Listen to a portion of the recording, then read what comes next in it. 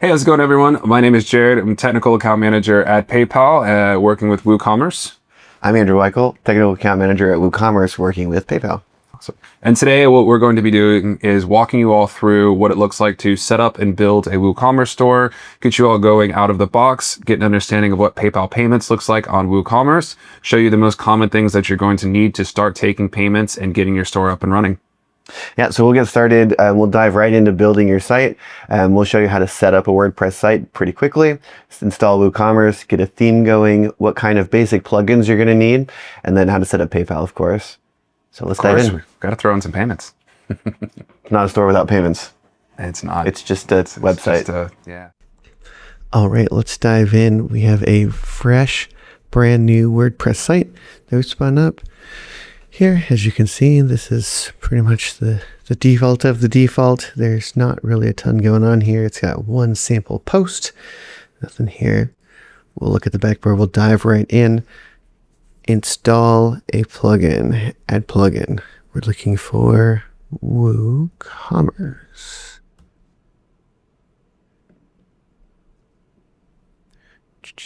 We'll see here WooCommerce. This is what we're going to start with. And here is actually where we're going to go next with Jared, talking about setting up our PayPal payments for WooCommerce. But it won't even let us install that now because it needs the actual WooCommerce plugin to work. So we're going to install here. Install, and then we're going to hit activate. And now this will kick us right into the startup wizard.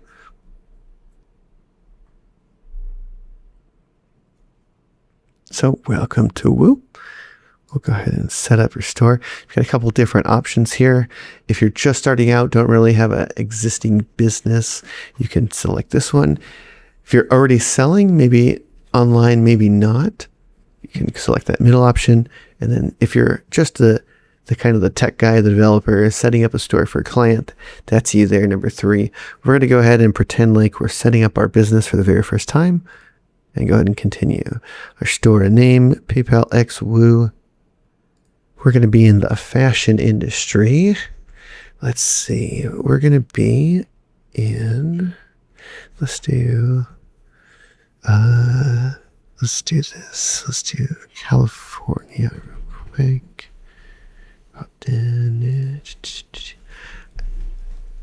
So we're going to go ahead and skip this. We're not going to go through setting up all of these options, but you can see you can extend your WooCommerce site pretty seamlessly, get these set up. These might be worthwhile if you are actually setting up brand new. But for the focus of this webinar, we're going to dive in here and set up a product so that we can jump in with our PayPal payments. Okay, so we're going to add some products here. This is kind of a nice little next step spot. It's our home here in the WooCommerce menu. You can see we've added a couple different menus here. WooCommerce, products, we've got analytics, payments, marketing, all of these kind of deal with WooCommerce aspects. But here we're going to get started adding product. Okay, physical product, it is what it sounds like. If you're physically shipping goods, these would be usually simple goods. In other words, not options of the same one, right? You're not selling, maybe you're not selling a hoodie with 5 different color options and 5 different sizes in those colors. Maybe it's a lot more simple product. A variable product, it would be that hoodie that I was just talking about, where you can select things like colors or sizes. And we've got a few other ones. If it's just a digital file that you're selling, these are great here. And obviously the setup for that product would be different than setting up something that needs shipping and has weights and all that kind of stuff. And then this would be if you have like an affiliate link or something similar where you're redirecting your customers to an external website to purchase.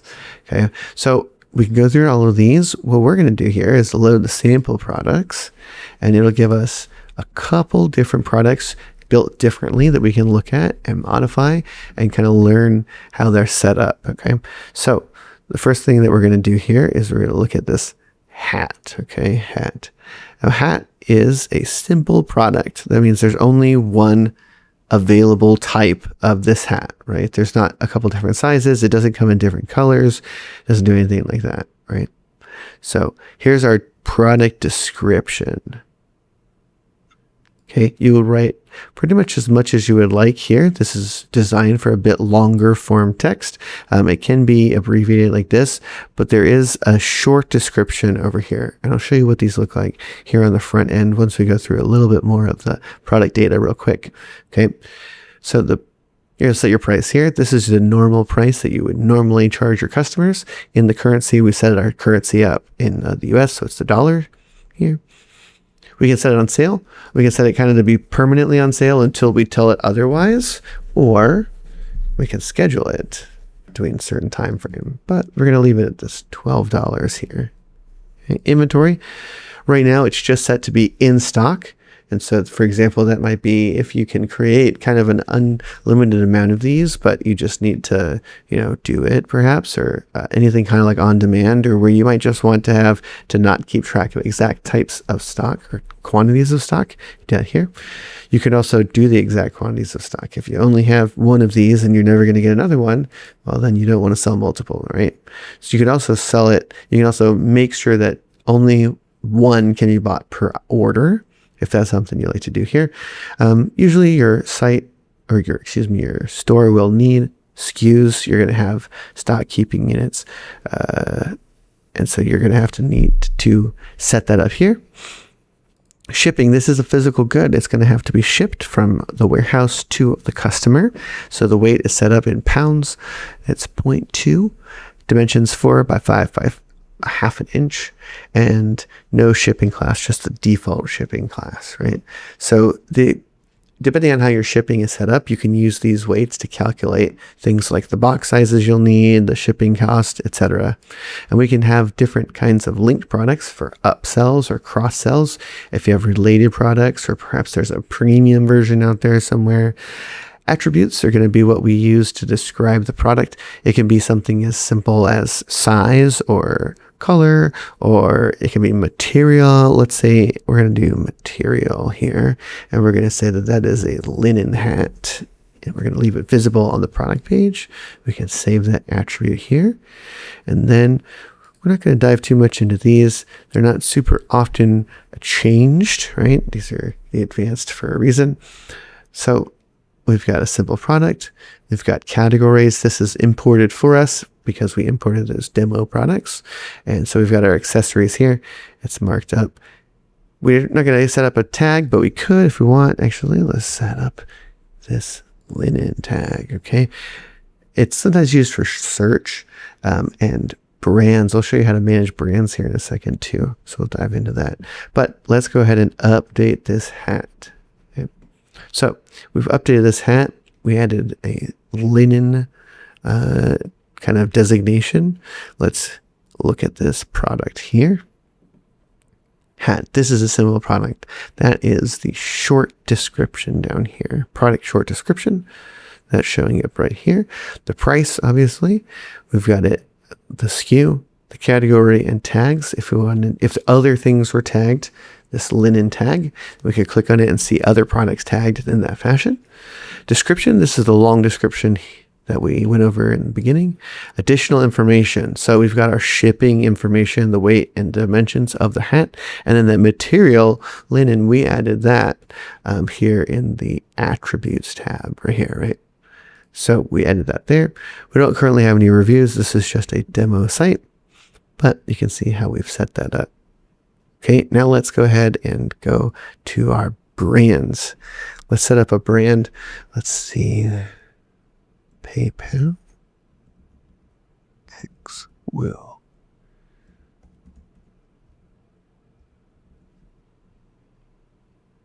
We're going to add our new brand. Now that it's added here, if we go back to editing the product and we refresh so it grabs the current options, come right here, we've got brands. We can assign this brand that we just created to that product. So now we can see it show up here on the front end, brands, PayPal Xwoo. There we go. All right. So we've got this hat on the front end.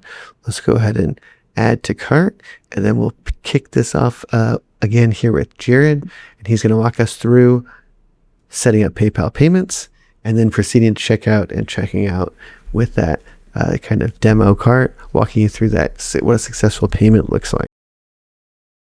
All right, thanks, Andrew. So with that, now that we've got the official products set up for WooCommerce, now we're going to go into the fun part. We're going to jump in and we're going to show you what it is to take payments and how to get that set up. And today we're going to be doing that with PayPal. So when you come into the WooCommerce store, you'll notice that you have a second option, or a second step rather, in terms of getting this whole process completed. That is taking payments. So let's go ahead and let's click on that step. You can also find it over here in the WooCommerce settings tab, and then under the payment side. So one thing that I want to highlight real quick is this plugin here is what comes out of the box with WooCommerce. This is the standard PayPal plugin, and it allows you to do the standard version of PayPal. If you notice when Andrew was showing the screen earlier with all the checkboxes, you'd see that PayPal was one of those boxes that were checked, so that way we could get it going out of the box. If all you want to do is just take PayPal payments, Venmo if you're in the US, Pay Later, and what we call our guest checkout, which is the black button, then this part of the plugin is great for you. You can go ahead and you can set it up right over here doing the install process. However, since most users on WooCommerce and PayPal actually want to use what's called expanded checkout with PayPal, where you get Apple Pay, Google Pay, local payment methods, Fastlane, etc., that's what we're going to be walking through, and this is the version of the plugin that Andrew was showing earlier when he was demoing the two plugins side by side in the store. So let's go ahead and let's navigate over to the plugin side, and let's go to Add a Plugin, and then we're going to search for PayPal Payments. And we'll see right here on the left, we have WooCommerce PayPal Payments. So let's go ahead and install, and then let's go ahead and activate that. Great. So it is installed. And now let's again go ahead and activate. Awesome. So this takes us to the installed portions of our plugins for our store, and we can see that we are currently on the latest version as of this recording, which is 4.0.4. With this, we can go ahead and jump right into the plugin settings. All right, so after we click settings, we'll be taken to this page right here, which is the welcome screen for PayPal. One thing that I want to show though, once you install this plugin, you'll notice this looks a little bit different. It's not the PayPal that we saw earlier. It just says pay by PayPal, and it actually says complete setup. And that complete setup is the screen we were just on that we get taken to when we click settings. Another thing you'll notice too, between the two plugins, I didn't show this in the prior version, but the prior version would just show like PayPal, Venmo, and Pay Later. It's not going to show the additional features that you see across the board here, which is part of the PayPal expanded checkout process. And today that's what we want to go through. So we're going to go ahead and activate PayPal payments. This is going to take you through a quick little wizard in terms of setup. We're going to go through the business process because after all, we are a store and we should have a business PayPal account most likely. We're going to set up physical goods. We're talking about shipping a hat. So I don't think we would want that digitally unless it's an NFT or something.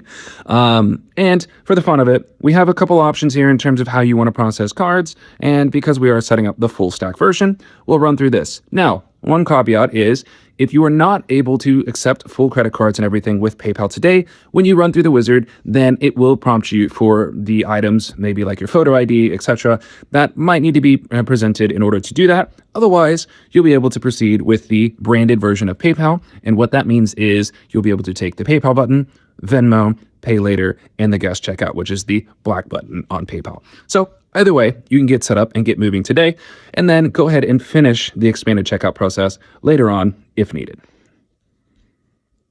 So let's go ahead and go through continue, and we'll be prompted with that setup wizard that I'm referring to. That is called the integrated signup process. So click the button, and then we will enter our email here. So I already have one pre-saved for the sake of this video. And one thing here as well, this will check whether or not you have an existing PayPal account. So if you do not have an existing PayPal account, then we will go ahead and guide you through the process of how to set up a PayPal account so that you can get moving forward with this. great news is if you already have a PayPal account and you've already completed any of the additional processes or just the basics, you'll be signing up for it, signing in, and ready to go, just like I'll show you in this video, the quick, simple way. So let's go ahead and hit next. And then I'm going to log in. For this account, I already have the Touch ID or whatever you want to call it. So it makes it a little bit easier to log in, a little more streamlined. And then once you do that, since I already have an account that's set up with PayPal and it's established, then all I had to do was just sign into PayPal and I'm good to go. So if I scroll down here and hit return to WooCommerce, it will return me to my store inside of WooCommerce. And we'll jump right into the overview section of PayPal. This is where if you want to get a little bit more creative with PayPal, then you can see what is active and inactive on your PayPal account. So as I was mentioning earlier, if you're not ready for the advanced section of PayPal, maybe you skipped it, maybe you're just on the branded, maybe you still need to set up some things internally with our teams, then you'll see inactive next to some of these features. Otherwise, in my case, everything is already active. So I have a green active next to all of the additional features. And if we come into payment methods, then we'll see that everything is already turned on and we are ready to go. So instead of just having these on the branded version, we will have the advanced processing, we will have Fastlane, we'll have Apple Pay, Google Pay, local payment methods like Band Contact, Ideal, Blick, etc.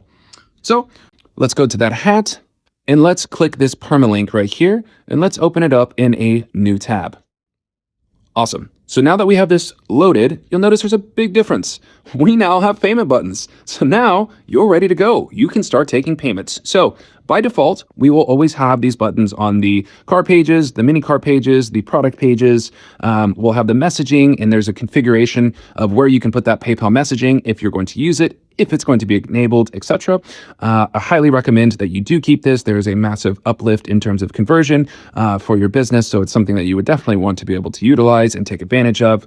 And then from there, we can go ahead and complete a process. So if you want to configure this as well, these are settings that I'm not going to get into during this video. I want to try and keep it as brief as possible, but you can go change where these are presented and how you want that information presented. So we can add this to the cart. And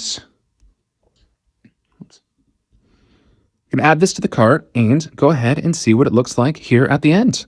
So you'll notice that we have an express checkout option at the top, so we don't fill out all of this information if we don't need to or if we don't want to. You'll notice I'm on Google Chrome, so Google Pay is what's going to show up, not Apple Pay.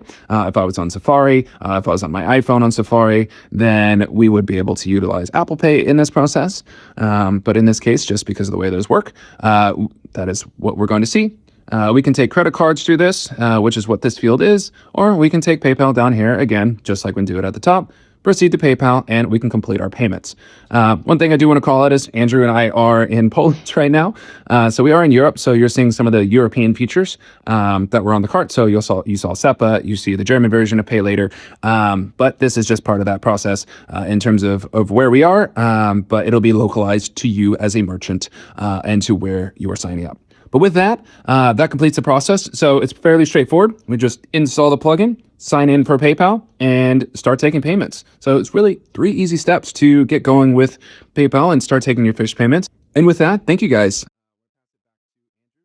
Thanks everyone for joining. Hope you all got something valuable out of this. Would love to see where we can take this next. Please drop some notes in the comments about what you'd like to see, what you got out of this, and we'd love to go from there. So thank you all and hope to see you all again.